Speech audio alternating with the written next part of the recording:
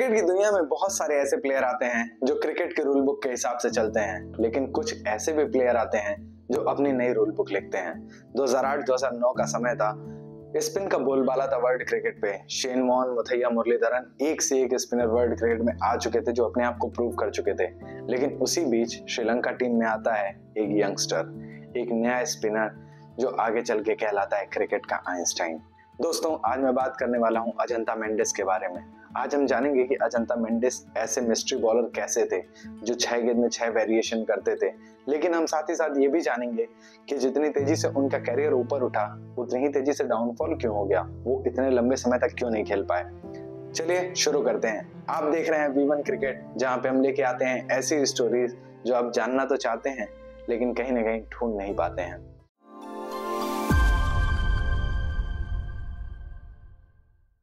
अजंता मेंडिस ने अपनी शुरुआती पढ़ाई की सेंट एंटोनी कॉलेज से। सेंट एंटोनी कॉलेज में इन्हें ना क्रिकेट से भेंट हुई ना ही स्पोर्ट्स से। वहां पे ऐसी कोई खास फैसिलिटी नहीं थी। लेकिन उसके बाद ईयर 2000 में जब ये 14-15 साल के थे तब इनका एडमिशन कराया गया मोराटुआ महाविद्यालय में। उस समय ये पीटी पीरियड के दौरान क्रिकेट वगैरह खेलते थे, बॉलिंग करते थे उसमें। और जब ये बॉलिंग वगैरह कर रहे थे तब इनके जो कोच थे उस स्कूल में, जो पीटीआई सर थे लकी रॉजर्स, उन्होंने इसे देखा और ऑब्जर्व किया कि यार ये बंदा कुछ अलग कर रहा है बॉलिंग में। उन्होंने इनसे पूछा, क्या तुम क्रिकेट खेलना पसंद करोगे स्कूल के लिए? इन्होंने फौरन हाँ कर दी। अब क्रिकेट में इंटरेस्ट था तो मना कैसे करते हैं। उसके बाद ईयर 2001, ईयर 2002 उन्होंने अपनी टीम को चैंपियन बनाया और यहाँ से वो दोबारा पीछे मुड़ के नहीं देखे। डोमेस्टिक क्रिकेट में उनका शानदार प्रदर्शन रहा श्रीलंका के लिए। वो बहुत सारे मैचेस, आप एक तरीके से कह सकते हो कि अपने करियर के अर्ली स्टेज में आर्मी स्कूल के लिए भी खेले, क्योंकि इनके फादर आर्मी से बिलोंग करते थे तो इन्हें आर्मी टीम में भी खेलने का मौका मिला। वहां पे इन्होंने अपनी बॉलिंग पे बहुत मेहनत की, अपने वेरिएशंस पे बहुत मेहनत की। अजंता मेंडिस का कहना ये था कि उनके जितने भी वेरिएशन है उसे उन्होंने ग्राउंड में नहीं बल्कि एक बंद कमरे में इन्वेंट किया है। जब ये कमरे में रहते थे तो सोचते थे कि मैं क्या नया कर सकता हूँ, क्या अलग कर सकता हूँ, और वहां से इन्होंने अपने ऊपर बहुत मेहनत की। उस वेरिएशंस का नतीजा ये रहा कि श्रीलंका के लिए डोमेस्टिक सीजन में या फिर वर्ल्ड क्रिकेट में डोमेस्टिक सीजन में 9 मैचेस में 68 विकेट लेने का इनके नाम पे रिकॉर्ड है। किसी भी अन्य डोमेस्टिक क्रिकेट में किसी के नाम पे भी इतनी सारी विकेट इतने कम मैचेस में नहीं है। आपको क्या लगता है, स्कूल के कैप्टन या फिर स्कूल के पीटीआई कितना ज्यादा प्रभाव डालते हैं एक प्लेयर के अर्ली स्टेज पे? क्योंकि हमने धोनी की कहानी में भी देखा है कि उन्हें स्कूल टाइम में ही कोच ने बहुत जल्दी पिक कर लिया था, बहुत जल्दी उनके अंदर टैलेंट देख लिया था। यहाँ पे अजंता मेंडिस की भी सेम स्टोरी है। आपको क्या लगता है, क्या हमें ऐसे प्लेयर्स स्कूल कोच के लिए मिल जाते हैं और फिर बाद में उन्हें क्रेडिट नहीं मिलता, या फिर ये बस लक बाय चांस है?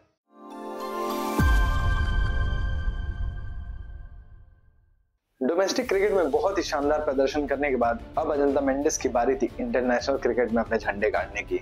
उनका डेब्यू हुआ वेस्ट इंडीज के खिलाफ। 2 मैचेस में वो कुछ खास नहीं कर पाए, लेकिन वहां पे वर्ल्ड क्रिकेट या फिर पूरे क्रिकेट की दुनिया ने ये देख लिया था कि ये बंदा वेरिएशन कर सकता है, ये कुछ अलग तरह का स्पिनर है। उन्हें अंतरराष्ट्रीय क्रिकेट में सबसे ज्यादा नाम मिला एशिया कप 2008 में।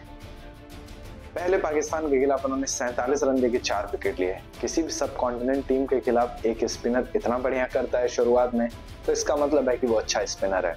उसके बाद 2008 Asia cup final, India versus Sri Lanka, वो मैच अजंता मेंडिस के लाइफ का टर्निंग पॉइंट था।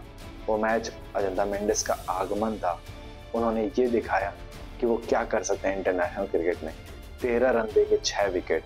श्रीलंका ने पहले बैटिंग करते हुए 273 रनों का स्कोर दिया, जो कि ठीक ठाक स्कोर था, बहुत बड़ा नहीं था, बहुत छोटा नहीं था, कॉम्पिटेटिव था फाइनल के हिसाब से।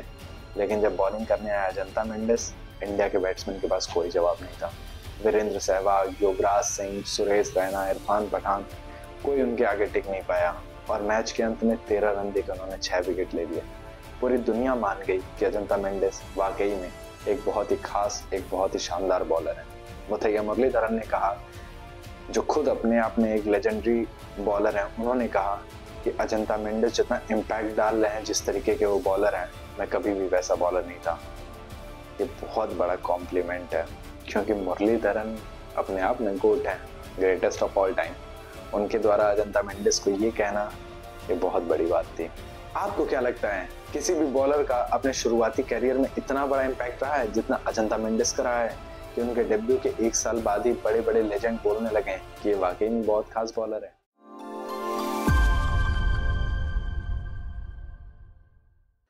अंतरराष्ट्रीय क्रिकेट में अजंता मेंडिस का क्या शानदार आगमन हुआ था, लेकिन अब उनके सामने सबसे बड़ी चुनौती ये थी कि अंतरराष्ट्रीय क्रिकेट में अपने आप को बरकरार रखना या फिर ये सबको बताना कि वो सिर्फ एक दो मैच का चमत्कार नहीं था, मैं बहुत ही बढ़िया बॉलर हूँ और मैं इस लेवल पे लगातार ऐसे प्रदर्शन कर सकता हूँ। अजंता मेंडिस ने किया भी वैसे ही। साल 2008 से लेकर 2014 तक अजंता मेंडिस अनप्लेएबल थे। उन्हें किसी भी मैच में आप खिला लो, वो ऐसा लगता था कि सबसे बड़ी मैच विनर है श्रीलंका के लिए। उस टीम में जहाँ पे मुथैया मुरलीधरन भी थे, मुथैया मुरलीधरन को ओवरशैडो करना अपने आप में दिखाता है कि अजंता मेंडिस का क्या पोटेंशियल था, किस लेवल के वो बॉलर थे। अजंता मेंडिस उस टाइम पीरियड के दौरान 2008 से 2014 के बीच में सबसे बेस्ट ओडीआई बॉलर थे। उनकी इकॉनमी बहुत कम थी, रैंकिंग नंबर 1, और T20 क्रिकेट में अगर आप बात करें तो कोई भी टीम उन्हें अटैक करने का नहीं सोचती थी। सारी टीमें यही सोचती थी कि इनका स्पेल किसी तरीके से निकाल लिया जाए, उसके बाद देखते हैं कि मैच में क्या होता है। लेकिन अजंता मेंडिस के सामने बच के निकल पाना, वो भी बहुत ज्यादा स्किल्स का काम था। अजंता मेंडिस ने उस टाइम पीरियड के दौरान श्रीलंका को खूब सारे मैचेस जिताए। श्रीलंका के पास एक कंप्लीट मैच विनर था उस समय। अच्छा, इन सारी चीजों के साथ साथ अजंता मेंडिस के अंदर एक और खूबी थी, अपने वेरिएशंस पे कंट्रोल करना। उन्हें पता था कि कब कौन सा वेरिएशन यूज करना है। वो किसी एक वेरिएशन को लेके बहुत ज्यादा हावी नहीं रहते थे कि बल्लेबाज पहले से उन्हें प्रेडिक्ट कर पाए। वो अपने वेरिएशंस को किस तरीके से यूज करना है, कब यूज करना है, कब नहीं यूज करना है, ये बहुत अच्छे से जानते थे। ये कहना गलत नहीं होगा कि अजंता मेंडिस बल्लेबाज से हमेशा एक कदम आगे रहते थे। वो जानते थे कि किस बैट्समैन को कौन से एंगल से बॉल डालना है, कितनी बॉल डालना है, कौन से लेग स्पिन डालना है, कौन से स्किडर डालना है, कौन से टॉप स्पिन डालनी है। वो सारी चीज़ों को बखूबी जानते थे और ये चीज़ उन्हें बाकी सारे बॉलर से अलग बनाती थी और यही थी उनकी सबसे बड़ी मिस्ट्री।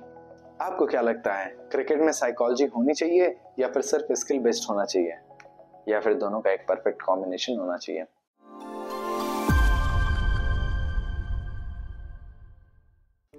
इतनी शानदार बॉलिंग, इतने सारे वेरिएशंस और खूब सारे मैचेस श्रीलंका को जिताने के बाद भी अगर हम पीछे मुड़ के देखें तो अजंता मेंडिस का कैरियर बहुत लंबा नहीं रहा श्रीलंका के लिए।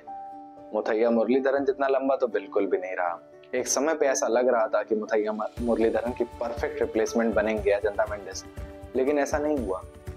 ऐसा बिल्कुल भी नहीं हुआ। ऐसा क्यों हुआ कि एक कैरियर जो बहुत तेजी से ऊंचाइयों पे जा रहा था, उस कैरियर का इतना बड़ा डाउनफॉल आ गया? तो इसके पीछे सिर्फ वजह है एक, और वो है क्रिकेट में टेक्नोलॉजी का आना। क्रिकेट में टेक्नोलॉजी के आने से बहुत सारे लोगों का फायदा भी हुआ, लेकिन अगर घाटा हुआ तो सिर्फ अजंता मेंडिस का। मैं ऐसा इसलिए कह रहा हूँ कि टेक्नोलॉजी के आने के बाद से अन्य टीमें, अन्य बैट्समैन जो उतनी बारीकी से अजंता मेंडिस को नहीं देख सकते थे, अब वीडियोस और फुटेज के जरिए उन्हें बहुत बारीकी से रिवाइंड कर करके देख सकते थे। अजंता मेंडिस के बारे में वो सारी चीजें जान सकते थे जो अजंता मेंडिस खुद भी नोटिस नहीं करते थे।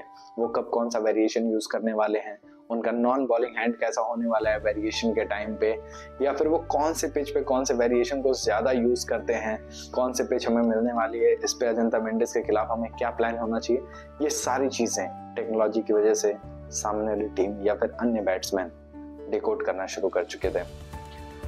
ये सारी चीजें अभी चली रही थी। उनका थोड़ा सा एक तरीके से आप कह सकते हो कि वीक पॉइंट आया था। मैं कंप्लीटली डाउनफॉल तो नहीं कहूंगा, लेकिन तभी उनके लाइफ में अराइवल हो गया इंजरीज का, और इंजरीज और टेक्नोलॉजी या फिर उन्हें डिकोड होना, ये दोनों मिलके उनके कैरियर को खत्म करने की सबसे बड़ी वजह बने।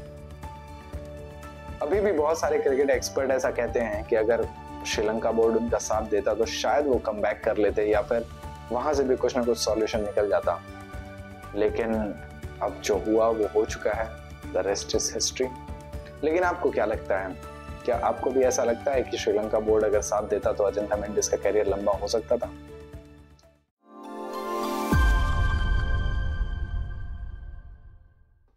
आइंस्टाइन ने मैथ्स के रूल चेंज किए और अजंता मेंडिस ने स्पिन के। अजंता मेंडिस का मानना ये था कि स्पिन सिर्फ टर्न से नहीं होती, स्पिन एक आइडिया है और आइडियाज कभी मरते नहीं हैं, और उनके आइडियाज आज भी हमें देखने को मिलते हैं। सुनील नारायण के रूप में, महेश दीक्षणा के रूप में, मुजीबुर रहमान और हमारे अपने सुपरस्टार वरुण चक्रवर्ती के रूप में उन्होंने दिखाया कि कैसे एक फिंगर स्पिनर भी वो सारी वेरिएशन डाल सकता है जो कि एक रिस्ट स्पिनर डालता है। चाहे वो टॉप स्पिन हो, चाहे लेग स्पिन हो, चाहे गुगली हो, चाहे कोई भी अन्य वेरिएशन हो, उन्होंने हमें दिखाया कि हम भी ये सारी चीजें कर सकते हैं अगर आपके पास एक इनोवेटिव माइंड हो, एक आइडिया हो, और ये आइडिया उनकी लेगेसी है। आज भी जब कोई फिंगर स्पिनर ऐसा आता है जिसको पढ़ने में दिक्कत होती है तो हम सबसे पहले अजंता मेंडिस को याद करते हैं और हम कंपेयर करते हैं कि क्या ये दूसरा अजंता मेंडिस हो सकता है, क्या ये दूसरा मिस्ट्री बॉलर हो सकता है, और ये किसी भी लेगेसी से कम नहीं है। आपको क्या लगता है, क्या हमें कभी क्रिकेट में दोबारा कोई दूसरा मेंडिस देखने को मिलेगा जो उतना इम्पैक्टफुल हो जितना हमारे ओरिजिनल, हमारे लेजेंड अजंता मेंडिस थे?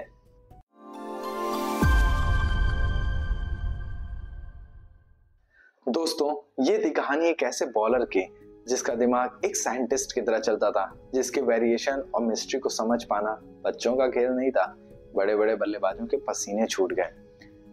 मैं उम्मीद करता हूँ कि आपको ये वीडियो पसंद आई होगी। अगर वीडियो पसंद आई होगी तो लाइक कर दीजिएगा, शेयर कर दीजिए अपने उन दोस्तों के साथ जिन्हें मिस्ट्री बॉलिंग पसंद है या फिर जो अजंता मेंडिस के फैन है। जाते आते एक प्यारा सा कमेंट जरूर कर दीजिएगा, और अगर आपको भी क्रिकेट की ऐसी अनकही कहानियां पसंद है तो चैनल को सब्सक्राइब जरूर कर लीजिएगा। मैं हूं वैभव और आप देख रहे थे V1 क्रिकेट, जहां पे क्रिकेट की स्टोरी सिर्फ बताई नहीं जाती हैं, उन्हें जिया जाता है। मिलता हूं मैं आपसे अगले सैटरडे को एक नई अनकही कहानी के साथ।